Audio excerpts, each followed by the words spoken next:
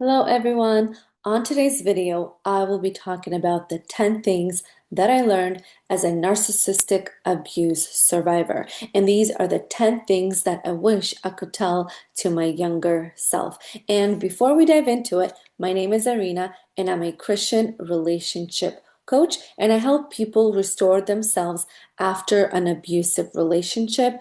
I help them heal their mind, body, spirit, and their soul after these type of relationships, and really go from a victim or a victim mentality person and into a high value man and woman. So now let's dive deep into our video for today. So these are the most major red flags, and I want to share all of them with you. And the first one would be is double standards. This one you have to pay kind of like attention to. And what I mean about double standards, that means that they get to do certain things, but then they don't really allow you to do certain things. And for example, maybe they have a group of friends, they hang out with friends, but they're not okay with you having friends, and they'll do it kind of like subtly. uh, they'll kind of say things like, well, you don't really need to hang out with them, or that friend is not good for you. Are you sure you want to hang out with them? So it's also almost like planting these seeds into your head that you shouldn't be doing certain things. It could be things like they go to the gym, but they get very protective if you go to the gym, right? So it's kind of like territorial. And in the beginning, it might come off a little bit like you kind of maybe like it. You're like, oh, but he's protecting me. Oh, it means that he loves me. But actually, it's beginning to show signs of control and manipulation. Another major one is if they have um, if they are friends with the opposite gender, that is a major, major red flag. And so always think to yourself, the things that they are doing that are hurting you, if you were to do that, to do the same thing, how would they respond? So that is what double standards looks like, is they do it, but they don't want you to do those things. So when a person is showing that, that is showing major signs of control and manipulation. The next one is always make sure you are paying attention to their actions and not their words. I know that women fall in love with what a man says. Just from my coaching experience, I have learned that women always say, but he said this and he said that.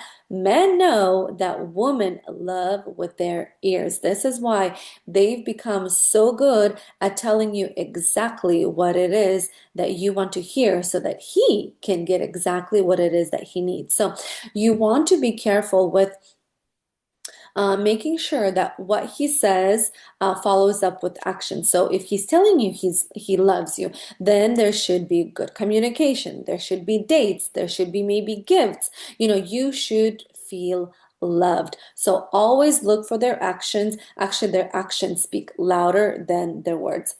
The next one is I would recommend that you run at the first signs of red flags. A lot of times people tend to not listen to their gut feeling, to their intuition. And this is what I've noticed that after my coaching sessions, people say, but I saw it and I kind of didn't pay attention, or I thought they would change, or I thought it was not a big deal.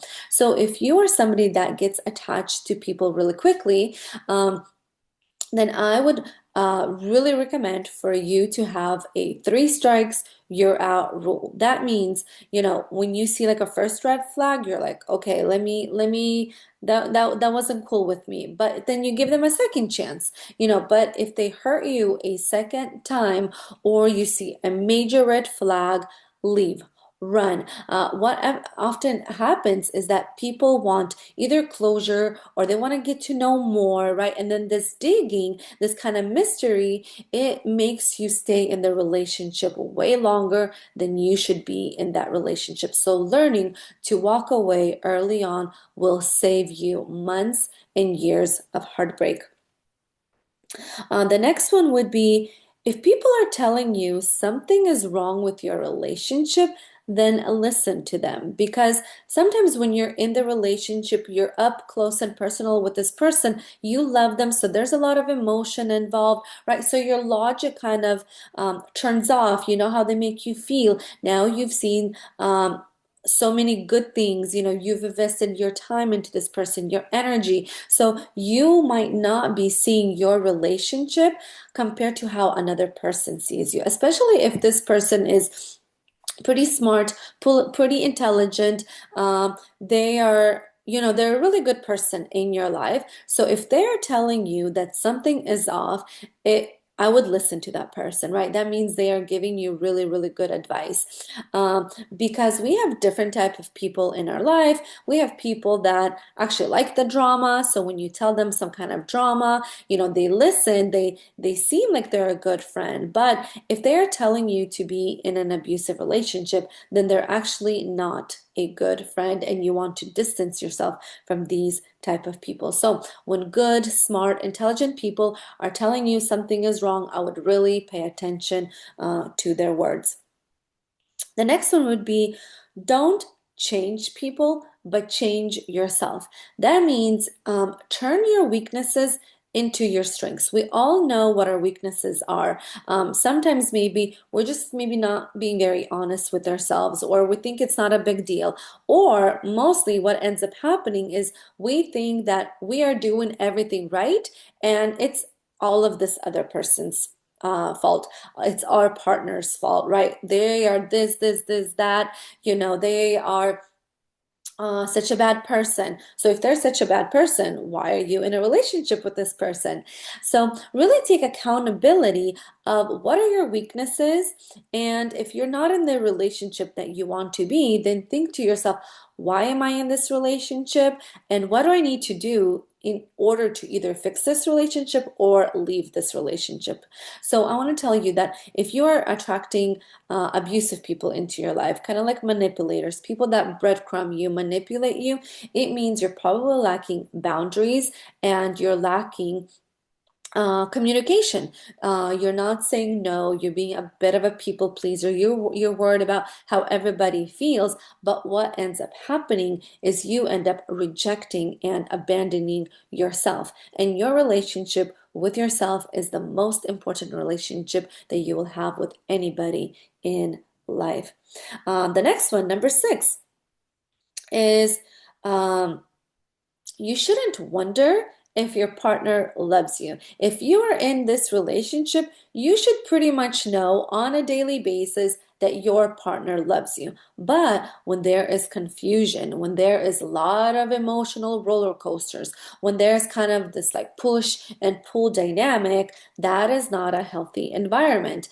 The love bombing, the gaslighting, all of that is not healthy. So really pay attention to, you know, love, shouldn't be wondered. You just know that this person loves you, right? But if you're really questioning it, if you're confused about it, and you have a lot of questions, then actually that means that person doesn't really love you. You are probably being convenient for them. They probably like you. You're a good person, but it might, especially like if you're dating this person, and they're not taking it to the next committed step, like they want to marry you, or make you their fiance, then I would really think, and question, does this person even really love me? So, and if you're questioning this, then there's a very big chance that you are losing your value in this relationship.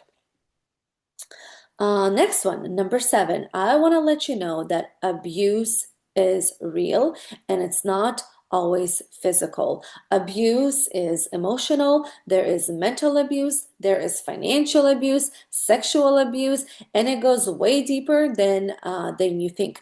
Because with this, the longer you stay in an abusive relationship, especially emotional or mental, you develop PTSD, and the consequences of post-traumatic stress disorder can be very harmful to your body, to your mind.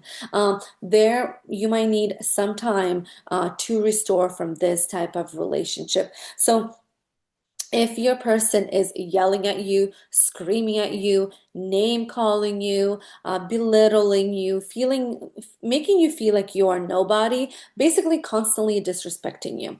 And it's things like gaslighting you, love bombing you, even like future faking, that's a form of abuse. This person is trying to manipulate you, and manipulation is abuse because in a loving relationship, you shouldn't there's no need, to manipulate somebody into loving you. It should be natural. It should be from a state of I want to love on you. I want to make you feel better. I want to make every day, I want to make you feel better every single day. That's what a loving relationship is. But when there's a lot of like chaos and a lot of uncertainty, and a lot of like arguing, then this is leading to a abusive relationship.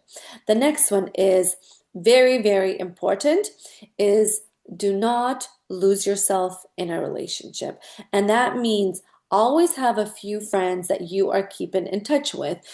Just because you're in a relationship, don't be so quick to let all of your friends go. Have a busy lifestyle as well. Your world should not revolve just around your partner. It is great, when you are in love, in that whole honeymoon stage and you want to be together.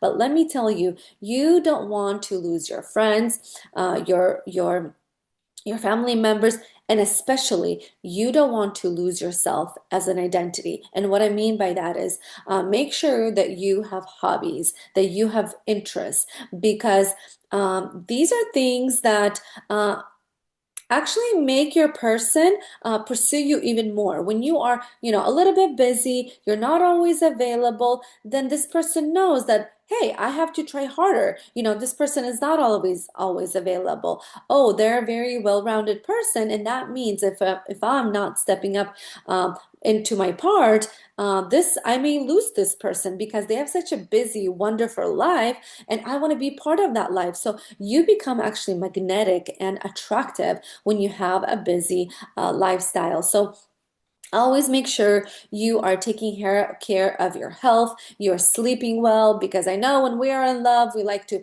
stay up on the phone all night long and have all of these conversations, and then maybe even like miss work. And then little by little, you begin to lose yourself. And let me tell you, when you lose yourself, your partner may actually lose attraction in you as well. So, and actually, this is when the value of a person may fall. This is why in the beginning they chase you, and then when you become so predictable, they know your schedule, you're so predictable, they already know you, then there's no mystery to you, and they begin to lose their interest, and your value goes down. And once you lose your value, it's really hard to get it back up, to get this person to chase you and pursue you again. Next one, number 9, is also very important. And this is what a lot of people struggle, especially people that love to be in relationships. They're very nurturing. Is actually the concept of being alone. A lot of people are afraid of being alone. They see it as such a scary thing, something they're very afraid of. They really don't want to be alone. They think being alone is something negative. But let me tell you, being alone is way better, or being single is way better than being in a toxic relationship, because that toxicity will destroy you for sometimes years. Sometimes it takes years for people to recover themselves from an abusive, toxic relationship. So I would highly encourage you that when you are actually single, use that to your best benefit. Glow up, your physical life. Go and go to school, get an education, get some kind of degree, right? Have a fun life. Like, single doesn't always mean like this negative thing or that you're lonely. Actually, there's actually a lot of beauty in the single season, because you get to know yourself on such a deeper level, that when a good person comes into your life, this is the thing. Not a lot of people like we have the concept of how we want to be loved, and people think they know how to love another person. But when you get to know yourself on a deeper level, you can actually communicate that to your partner. You can be like, hey, I actually really like this, and I really enjoy that, and this and that. And then your partner loves to like speak to your love language. They love to make you happy. But when you don't know what makes you happy, then of course your partner won't know what makes you happy. So it's really not that bad. It's not that scary to spend time in your single season, to spend time alone, sometimes to maybe even like dance and laugh and like, your character really comes out and you really get to know yourself. Like, for example, I used to think I was an extrovert, but it actually turns out I'm an introvert. And I did not know this until I was single and until I was in solitude. When I spent time in solitude with myself, when I started appreciating my prayer life and meditating and just like taking my health to a whole new level, right? And taking life like seriously, that's when I was like, wow, it actually turns out I get recharged when I'm alone. I get recharged, when I do this and this and this. But I used to think I'm such a people person. I love to be around people. That's what energizes me. But it's not until I spent time in solitude that I was like, oh, I'm actually an introvert. And I started beginning to love to read books. So all of this like healthy lifestyle started to come out, was in my single season. And the next one, and the final one would be, um, don't be afraid to ask for help. If you are seeing that you are kind of far deep in, it's hard to get out of this relationship, you're maybe seeing all of the red flags, and maybe, you could be stuck emotionally, maybe you're stuck in this relationship financially because you don't have the finances. Don't be afraid to ask for help. Maybe tell a friend. If there's no trusted friend, maybe get a mentor, like a coach, somebody that can help you and guide you. What can you do in your situationship and how can you get out? Because let me tell you, there is always a way out, but if you're dealing with an abuser, they will manipulate you with fear. Fear is what's going to keep you in this toxic relationship. But I want to tell you, where there is fear, there is no love. So if you think like, I love this person, and I don't understand. I love them, but they treat me bad sometimes. Like, I don't understand what's going on. That's fear. Fear is keeping you in this relationship. And like I said, you probably don't have the finances to leave this person, or you are emotionally controlled and manipulated by this person. So if that is you, don't be afraid to ask for help because there is always a way out. You can always get your control back of your life because this is your life to live. You got one life to live, and I wouldn't want you to be stuck in an abusive or toxic relationship. So if that is you, I do offer one-on-one coaching. I have a lot of resources. I will attach them and link them below. I have a free support group that you can join, or you can reach out to me and we can do some one-on-one coaching. Or, maybe you need a little bit of a glow up. Maybe you are in this relationship and maybe this person's like not that bad, but you're slowly beginning to see that like, oh, I'm kind of losing my value in this relationship. They're being a little bit hot and cold. They're kind of like pulling away. So I've created a glow up course that will help you glow up emotionally, physically, spiritually, and it will turn on your energy. So if you are a male, it will turn on your masculine energy, and if you are a female, you will turn on your feminine energy. So this can actually help you put the spark back into your relationship, and that means things are not too far gone. And then by you sparking and glowing, your partner, it's kind of like bringing that breath of fresh air into your relationship, and then your partner can fall in love with you once again, because now you're kind of going back to the person that they fell in love with. So this glow up course is amazing if you kind of want to put that spark back into that relationship. And bring that love and that passion back into your relationship. Um, and one last thought. If you stay in an abusive relationship, especially if you're dealing with a narcissist, I do want to warn you that you will lose yourself over time. The longer you stay with a narcissist, an abuser, you are losing yourself. And not only are you losing your identity, it's kind of like you are dying from the inside out. You are dying to all of your goals, you're dying to all of your dreams, your passions, who you are as an individual. So just seeing from what my clients went through, it does only get worse if you are truly dealing with like a narcissist or a highly manipulative person. So I want to let you know that help is available. You are not alone. I have a whole community of people that are like you, that are going through the same thing, and you don't have to walk this path by yourself. And I've just listed all of the things that are available to you, and feel free to look through my other videos to see how can you learn more about this topic if you're stuck in a toxic or abusive relationship.